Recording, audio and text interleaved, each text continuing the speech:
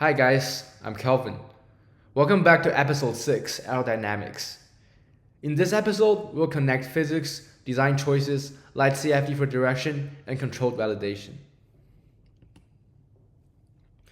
So, in the aero design process, we aim to visualize and quantify the performance, turning guesswork into real figures and shapes.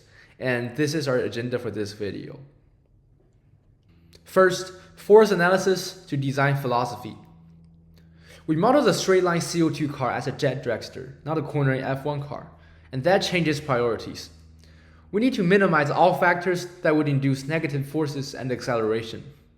Notice in the equation for air drag, the variables we need to care about are C, coefficient for drag, A, frontal area, and V, velocity. On x-axis, there are thrust, air drag, and friction. And notice that friction here is induced by normal force. We will want to reduce as much air drag and friction as possible to maximize positive acceleration. On y-axis, there are gravity and normal force. We will want to minimize the normal force since it induces friction. Therefore, the design philosophy follows these. First, lower the coefficient of drag by eliminating flow separation. Second, reduce frontal area. Third, lower mass to improve contact and rolling burdens. Last, control downforce.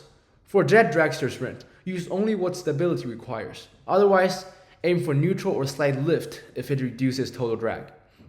So this is totally different from the design mindset for real F1 car, which often trades drag for cornering downforce. Here, corners do not matter.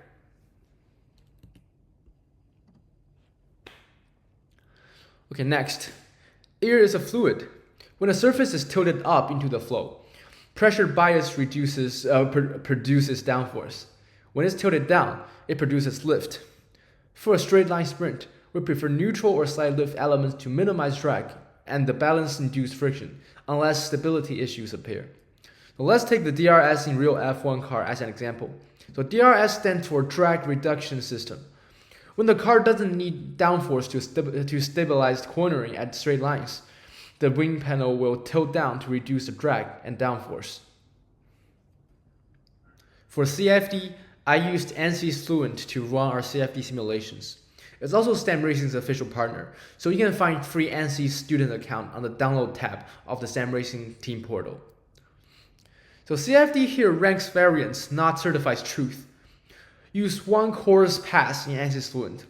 Velocity inlet, pressure outlet, slip balls for top and sides, no slip for car and the ground. Get the rake room. Monitor CD and CL. Keep the same planes and plots for all comparisons. For deeper meshing and turbulence theory, there are intuitive classes on YouTube. Take that as a valuable resource to improve your CFD skills. Also, I suggest you to graph out the data you get from different versions of design and compare your gain and loss. This will make you to have a clearer view on what can be further improved. No matter what you get from CFD, real track time is the king, and that's why every design change needs an improvement on real track time to validate.